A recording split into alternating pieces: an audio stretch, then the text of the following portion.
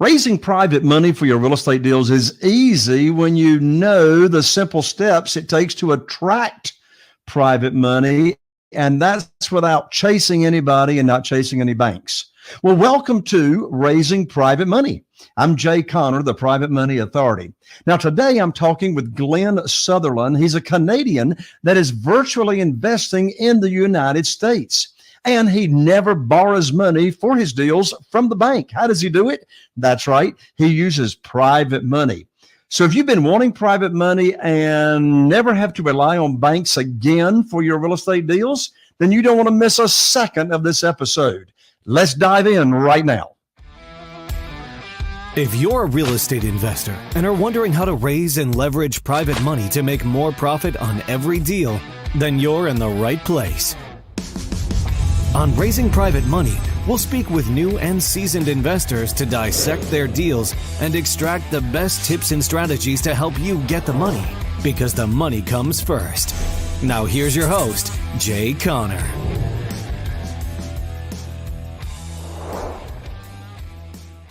Well, my guest today is a real estate investor all the way from Ontario, Canada, where he lives with his wife and his two fantastic, terrific children. Well, he started his investing journey purchasing buy and hold rental real estate there in his local area. And after a lot of research, my guest learned of a more favorable way of doing business, as in how to, do this business with lower property taxes, lower cost of, entry south of the border, if you will.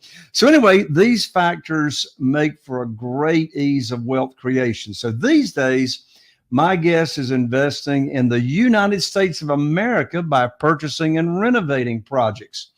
Now, he also has his own show and podcast and YouTube channel, which is called A Canadian Investing in the U.S., where he provides all the information and advice to investors that are interested in investing both in Canada and the U.S.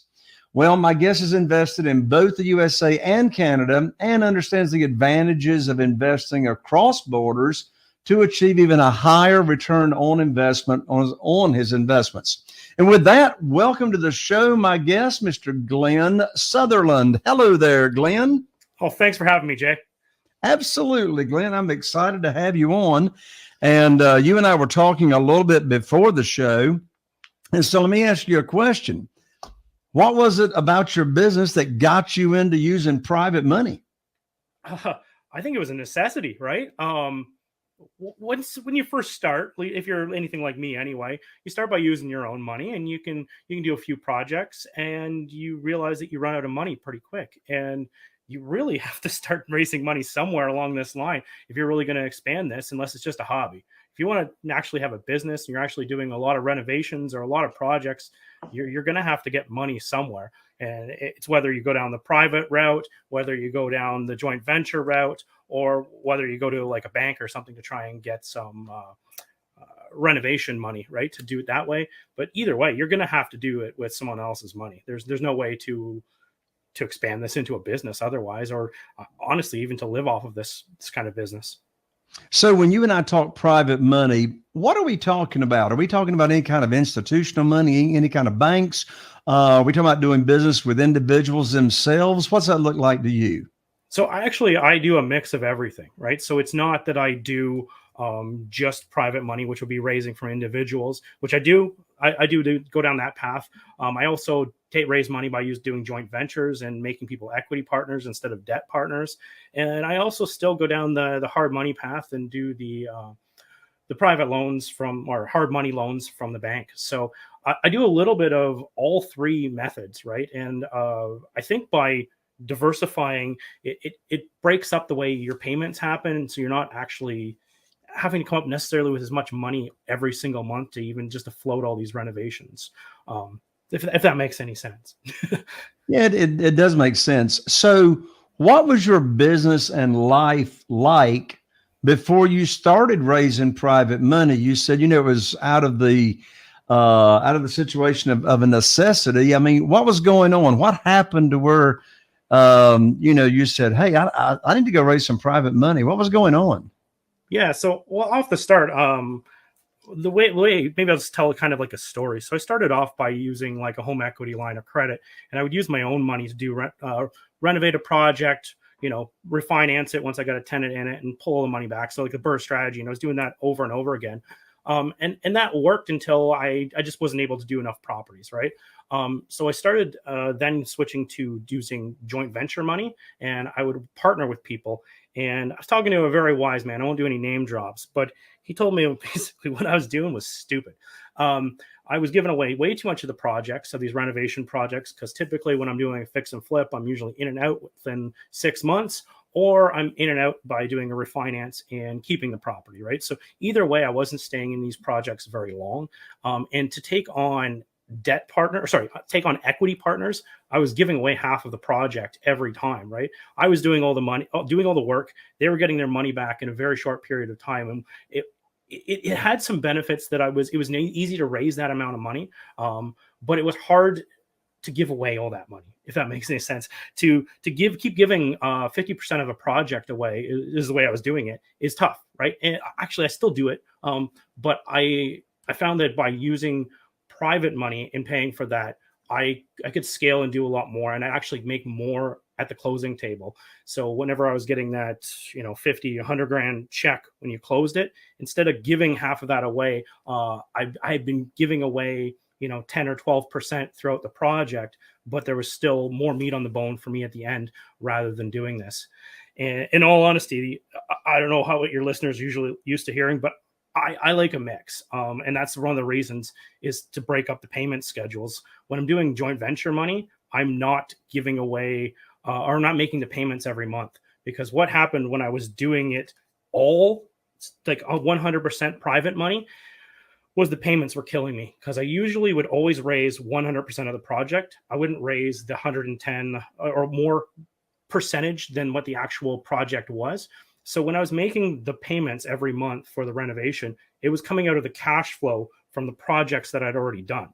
And really, I felt like I was spinning my wheels. One hand was paying the other hand. My personal net worth was going up, but I was just paying one side to the other side, and I wasn't really getting anywhere. And that's one of the reasons I switched. So now I like to do, depending on the situation, I like to do probably about 70-30 mix of doing private money and joint venture money, right? Just to have different amounts and be paying at different amount times, right? Because typically when I do a joint venture, instead of private money, I pay at the end, right? So it's nice to do that. And I don't know about you, Jay, but if it would be awesome. A lot of private money doesn't like to get paid at the end. They like to have an ongoing, almost cash flow coming off from the payments. So that's the one hard part I have, but I do both ways.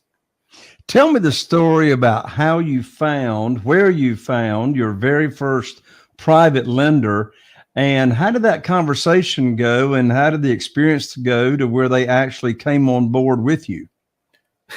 So my first one isn't probably the best one to tell, because the first private lender was on my very first project, and my very first private lender was my grandmother.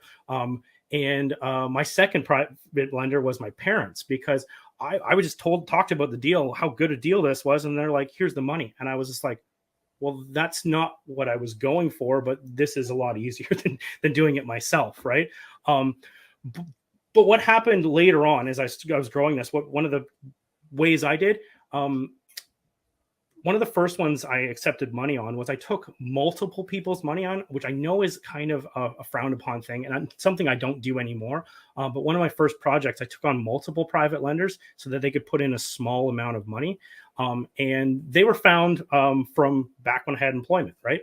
And just talking about what you do all the time, people get interested in it, and they're interested in a higher return than whatever the bank is usually giving them for their terrible savings account rates. So basically, I took a bunch of people's money, and we did a project in Florida. And when we were done, I paid them back. And what happens, even when you're borrowing a small amount of money, a lot of people are a little skeptical off the start, and they were willing to give it a shot, and they gave an amount that they were willing to lose. But when they were done, and I made the payment schedule perfectly, I paid them every single month when they asked to be paid, like per the contract. We did promissory notes. And when we were done the project, we paid them back their money, or we sent them the email that, here, we'd like to pay your money. Can you send us the wiring instructions for the whole amount? And they will all of a sudden were like, you know what? Keep the money, and here's more money. If you can do it with that amount of money, could you do it with a much larger amount of money? And I found that was a nice way to do it. And one of the ways that I do this now, if I'm trying to raise private money, is to work on like a smaller project with a newer investors, because it's a lot easier for them to invest in something smaller. So what do I mean by that? A lot of times that means doing like a flip or a burr in like the Midwest or, central United States, which has the purchase prices are a lot cheaper than working in anywhere on the edge, right? So that I can show proof of concept, show that I make my payments every time on time, and I don't bother them. And at any time that there's an issue with anything in the project, unless it means that we're going to go late, but any other issue, I approach them and, I don't approach them. I just figure it out. I find the money, I make their payments, and we always go fine. And that's one of the reasons too, is I use private money even when I don't need private money.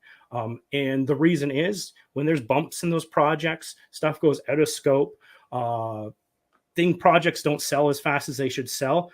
I have the money to be able to make it perfect for the joint venture, for the private lender. I want this project to be as seamless as possible. I want this to be the easiest thing that they ever do, so that they're willing to give me more money. Are you saying private lenders, when you start doing business with them, always have more than they tell you initially? That's what I've found. They've never told me their whole bankroll ever. I always get started with a small amount, like here's 50, here's 100 grand, see what you can do. And then you do a proof of concept, and then they're more interested. Yeah. I don't know what your history's been, but I've never been offered the whole. Oh, it's been exactly the same. They always have more than they tell you, right?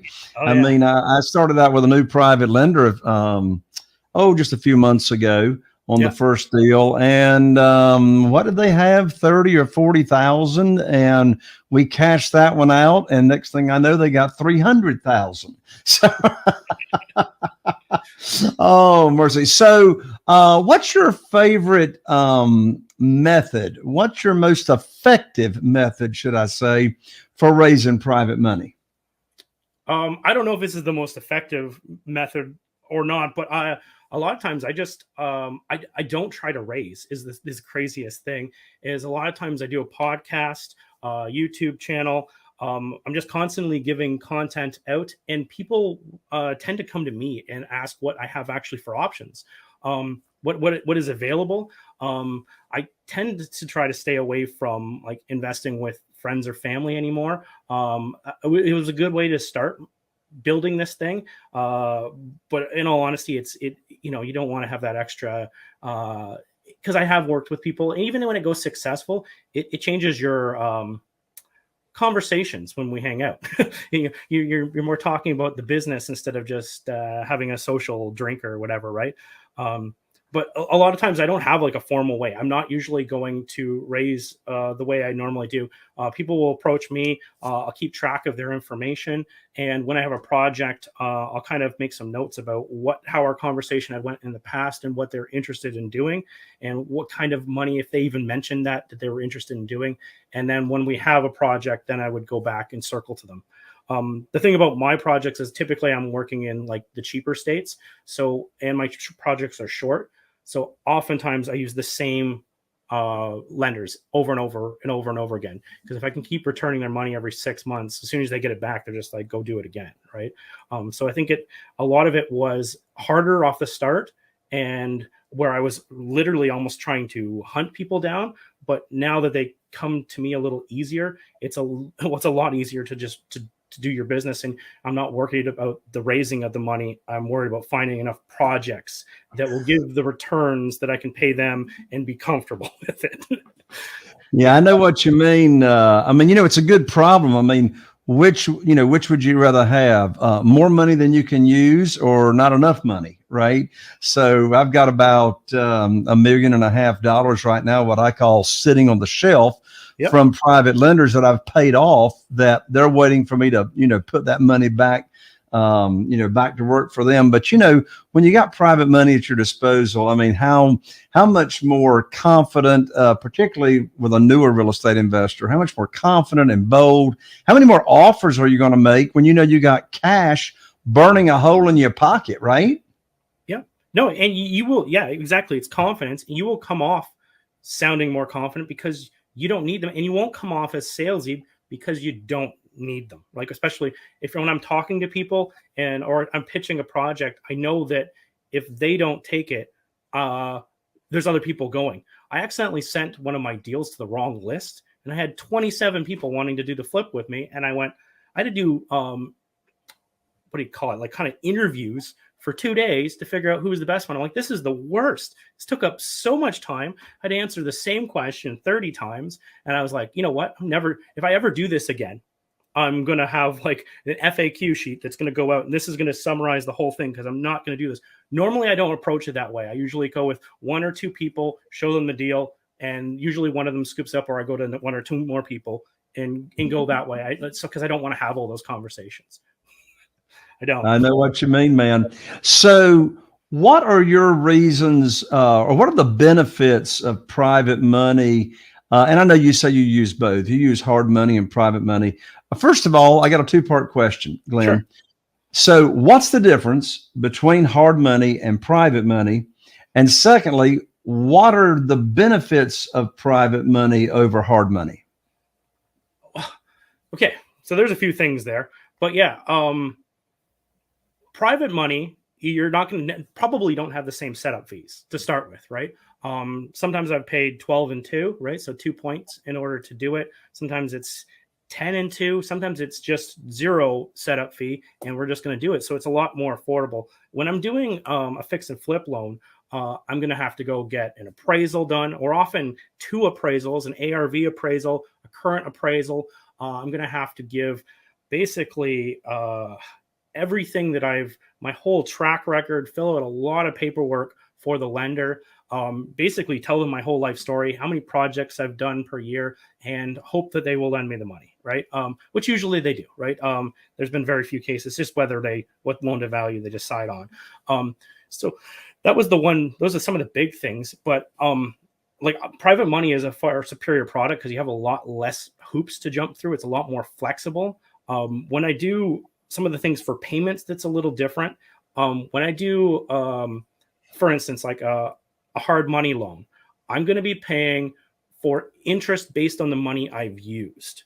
Whereas when I do a private money loan, I typically take the entire purchase and renovation budget right at the start. So I'm paying interest on the whole amount instead. So it's kind of the difference between a loan and a line of credit is the way I'm paying for the renovation. So there is some slightly differences, but my main thing where I go is it's the setup fees. I just got bid out for a 100% loan to value purchase and reno, but there was $16,000 in setup fees. And I'm not even lying. It was $16,000 in setup fees, which really, it eats into your profit. You're going to have to make sure that those numbers work for you. Those are some of my big differences between the two. But one thing I want to say is to not totally go, I'm never going to do a hard money loan. If I never did hard money loans when I started, I don't think I would have learned how the bank runs these projects, right? So how they do draws, how they only pay for completed work.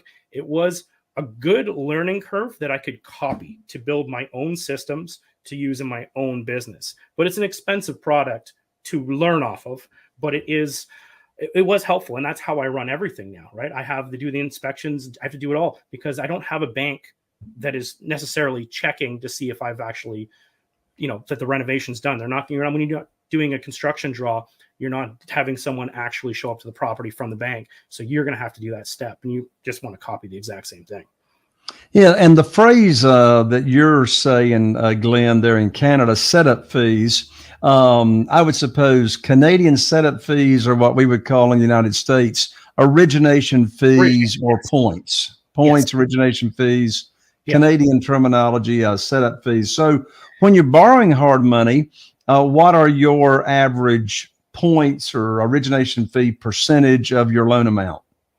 Well, it depends. And honestly, I don't usually do a lot of hard money, but I was just going through the application last week, so I have some of them fresh. But we were paying 2 points, 9.75 for a rate. And also, I'm a Canadian, right? So as an American, you probably can get some better things. But I was paying 9.75 rate, 12-month term, and interest only, 100% leverage of the purchase and the renovation.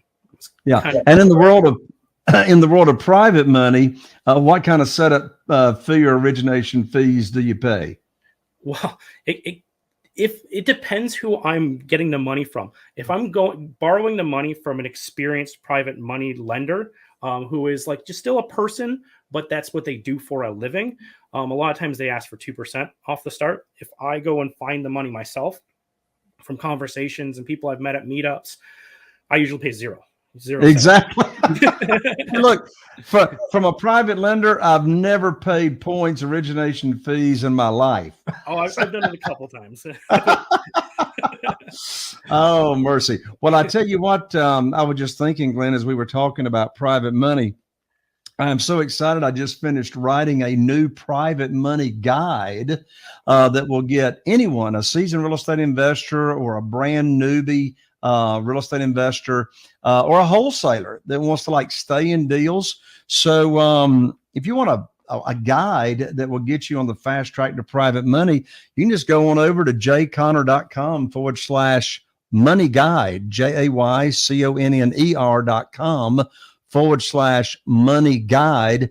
It's free. Download it, and it will get you on the fast track to making your own rules and never missing out on a deal for not having the funding. So I know your expertise, in addition to private money, Glenn, is you are living in Canada, but you're investing in the United States. So I'm very curious as to how do you do this real estate investing thing? And it's many, many miles. The property is, I would assume, is many, many miles away from, where do you live? So how do you do this virtual real estate investing? What are the key points? Well, there's a few things depending on which direction we're going. But for simplicity, a lot of it is I'm going to be buying, instead of using my own sub trades when I'm doing renovations, I tend to hire contractors that will hire their own sub trades to complete projects. So it takes one thing off the plate and one less thing to manage. And then a lot of times you need to still have someone check the work. And a lot of times that's where I'll bring in, anybody really to check the work, because I'm going to check the work of the people who check the work. And what I mean by that is if I hired a property manager just to go over, and the contractor says that the drywall's done and the roof's done on a roof. And I sound a little Canadian there, but what I'll have them do is I'll go in and be like, you need to take pictures for me. And I need, if they say the trim's done, I want pictures of every single trim corner that doesn't look right and a description of what corner that is, because I need to get it fixed before I go. So it's just a little bit different where I'm not actually on site, but I can send somebody there, and they don't have to be someone who's knowledgeable about construction. It's just someone who, if I go and tell them exactly what I want, they can go do that thing. If there was a roof being done, I could go and say, can you go and see if there's 2 layers of shingles? I want angles from the side. I want to see the eaves troughs are on straight. You can give them a list and they can get photographs for you. So that's the one part about managing the construction from a distance. And then the other part is just there's taxes, there's corporate structure, and everything's it's very similar, but it's a little bit different. Instead of using an LLC, I would use an LP, limited partnership, as being as a Canadian, or a C Corp, right? I wouldn't do as an LLC because Canada Revenue doesn't like it. I file my taxes every year with the IRS first, and then I file them with Canada Revenue after, based on the return I get from the IRS. So there's a whole bunch of little intricacies, but it's just, I guess, being the distance thing after you sort of file out all the weird distance things. It's the same thing over and over again, right? It sounds really complicated. And with a lot of this stuff, I don't need to see houses. I don't need to walk houses. I need someone who I know and I trust to walk these houses and to bid out these houses, right?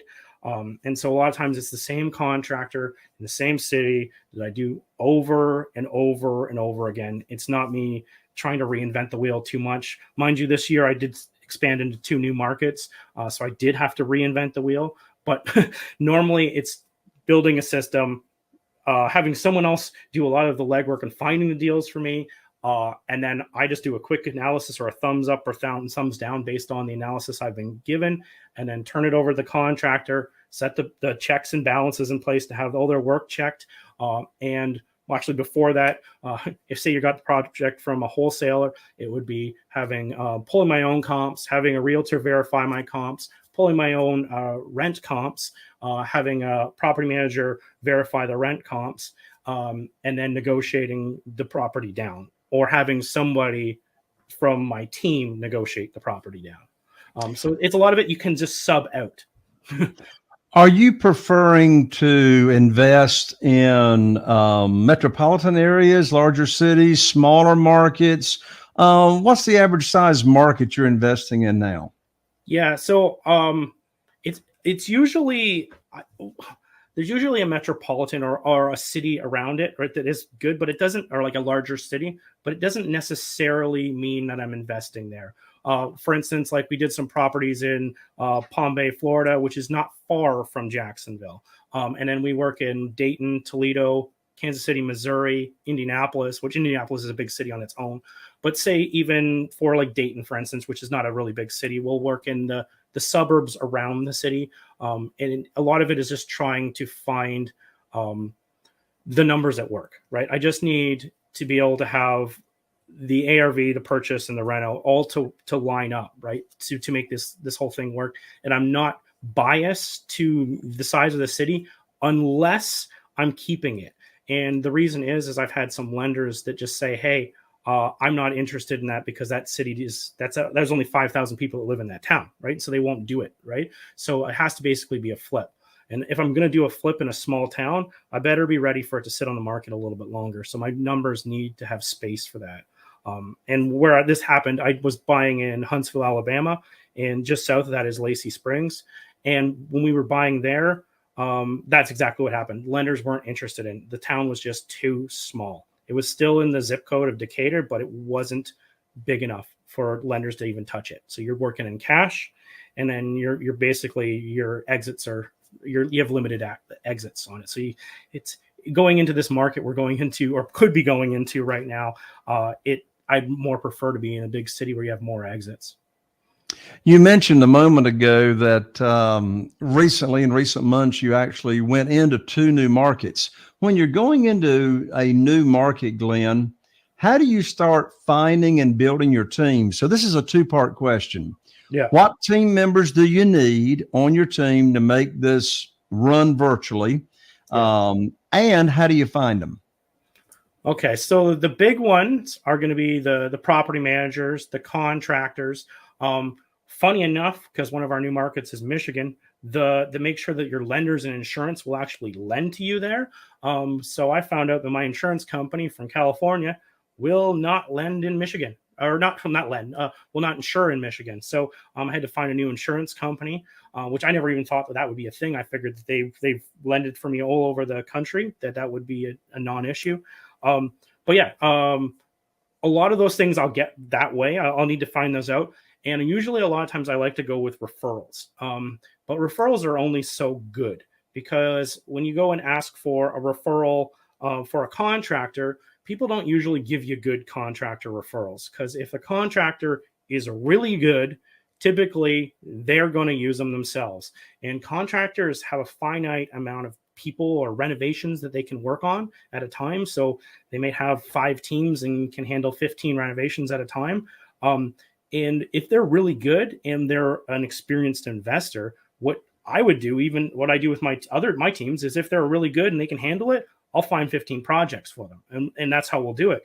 So that's the hard part, is getting the contractors. But property managers, wholesalers, those people want to be found. So those ones are usually easy to find. you could bait a wholesaler if you really wanted to. You could just put an ugly property up on Craigslist or something, and you'll have a bunch of them call you. But you can find a lot of these are just sitting in bigger pockets or Facebook forums that are going there. Do your due diligence, and like always, you don't pay them any money. Everything goes through a title company. But that's how I build. Without actually really telling you how I built my team, that's kind of how I do it. Is I'll get referrals for some of the base pieces, and then referrals from those base pieces out to the other pieces. A lot of times when I start a new market, a property manager could do a light renovation for you. Property managers do handle tenant turnovers, so they can always handle paint, carpet, kitchens.